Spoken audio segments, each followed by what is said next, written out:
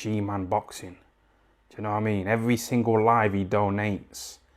I see him on other lives donating. He's got the bag on it.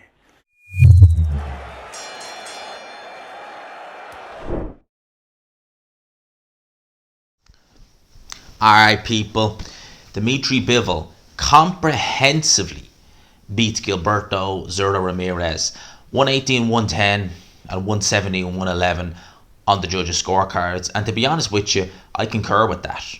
I think I would have probably gone more with the 170 and 111 because certainly early on in the fight, realistically, the best rounds for Ramirez were the second and third and the 10th round. That was really it. Other than that, it was Dmitry Bivol just comprehensively outboxing Zurdo Ramirez. Now, the first round was pretty cagey. I thought Zurdo did well up until the last few seconds of the round where Dmitry Bivol, he opened up a few combinations and he was able to nick that round. But then, funny enough, the second and third round, I felt that Zurdo did some very good work. The reach was bothering Dmitry Bivol a bit. He was outboxing him for those 2 rounds. He was using his reach, wasn't using his height though. See, one thing about Zurdo is he's 6'2", but he has a tendency, and he did it in this fight, to really kind of lean forward a bit with his head kind of a little bit too forward and hunch down. Essentially what he's doing is he's meeting Dmitry Bivol at his level. So Dmitry Bivol is 6 foot, Zurdo is 6'2", but by doing that, Zurdo is meeting him at that level. So it's negating the height advantage. And for the second and third round, Zurdo had success. He won them rounds. He did very well. And it seemed almost that Dmitry Bivol, it was strange because Bivol is someone who, he would normally tend to, I don't want to say start slow, but he'd really kind of not fight at a frantic pace. Now, he didn't fight at a frantic pace in this fight, truth be told, but he was working harder in the first few rounds than we're used to seeing him. That was apparent. And I was thinking, okay, Zurdo looks the bigger guy in there in every aspect, but is the height and reach and the southpaw stance bothering Bivol to such an extent that he's having to change it up on the fly? Pretty much after the third round, it was pretty much downhill for Zurdo Ramirez after that, because it was at that point Bivol was able to find his range. And Zurdo, he never changed up his tactics. Now, one thing I said what I think Zurdo should do to give himself the best chance of winning this fight is he needs to incorporate a bit of boxing, use his height and reach, but apply effective pressure. Don't just go balls to the wall, try and put it on Dmitry Bivol. Pressure him effectively. You know, whatever chance you can get to pressure him, if there's exchanges, you make the most of your own ability. You know, you're not faster. In fact, the speed difference was astronomical in favor of Bivol in this fight. But use your size advantage. You know, sit down, really dig in the body work. You know, Zurdo Ramirez is a good body puncher. Well, in this fight, several things he did wrong in this fight. He headhunted way too much, and he never changed up his game plan. So when Bivol was able to get a gauge on basically, you know, the reach, get a gauge on his timing, pretty much understand what Zurdo was doing, he was able to read Zurdo before Zurdo was even able to comprehend what was going on with Dmitry Bivol in terms of what he was doing in there. So after about the 6th round, you could see that Bivol, he knew what he was doing. He was able to find range. He was able to land the right hand. At times when it got close, Dmitry Bivol, because of his speed, he was able to get combinations going, and he was just having a field day in there. Zurdo Ramirez didn't change up anything.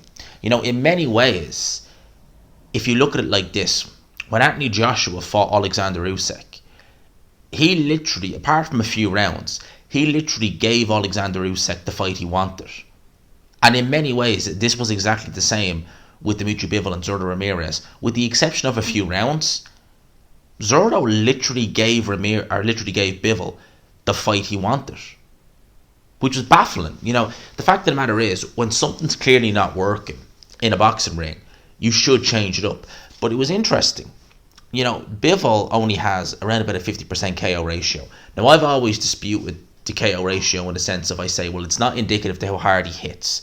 You look at Bivol, you can tell he's a big puncher. You know, guys respect his power. Joe Smith Jr. even said it. He was like, this guy can hit.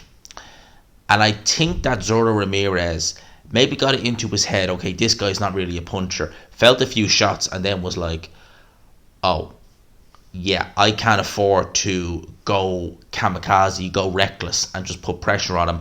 I'm going to see how the boxing game works, even though realistic, the boxing game wasn't working.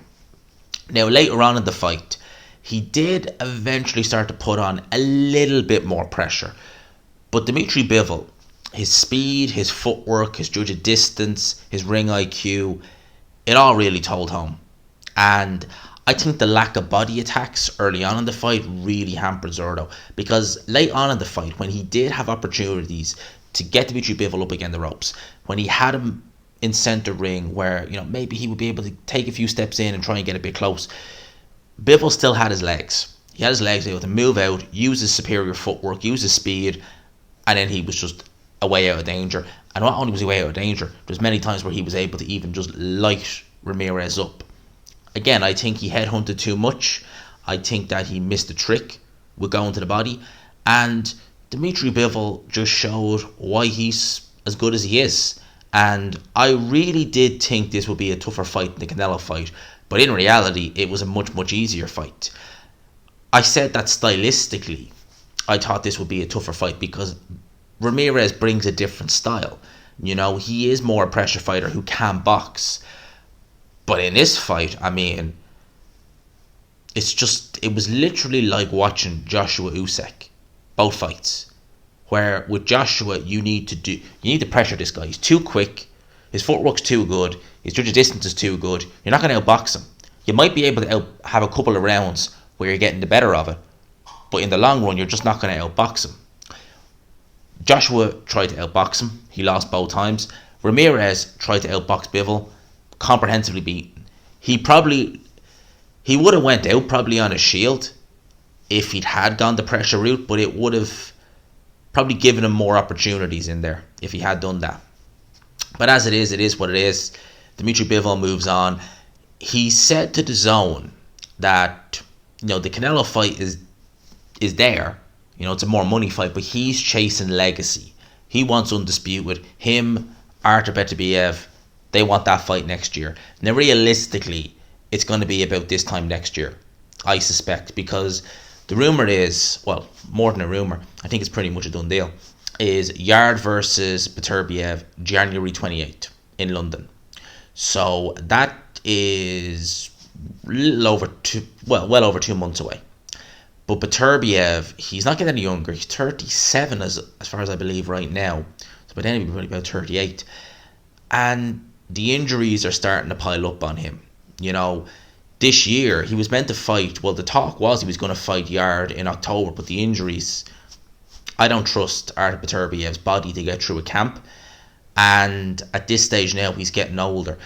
He lives a very clean life. He's got rid of all his opponents by knockout. But at this point in a career, like Artur Beterbiev, it can just happen like that. And I wonder, will that happen to him? Will he just fall off that cliff? Bivol's speed, his judge of distance, it'd be a great fight, don't get me wrong. But I'd probably be making Bivol favourite. In terms of Canelo, I mean, I don't think Canelo will take that fight, truth be told. I could be wrong, he could prove me wrong, but I don't think he'll take it. I wouldn't be shocked if Canelo goes off, jumps ship and goes and has a few fights on PBC, fights Charlo, Benavidez. I can't see him taking Bivol again, because Bivol just seems to be going from strength to strength. He really does. And unless you have absolutely corrupt judging, like really corrupt, I wouldn't underestimate that. That might very well happen. But unless you have that, I really don't see how Canelo beats Bivol. I think stylistically he's always going to have trouble there, and Bivol just seems to be going from strength to strength now. So I was very impressed with him. I thought he boxed out of his skin. I thought he boxed fantastic. So, and it was weird, right? I was happy to see Bivol put a performance like that on, where he just showed where he really is in terms of his levels.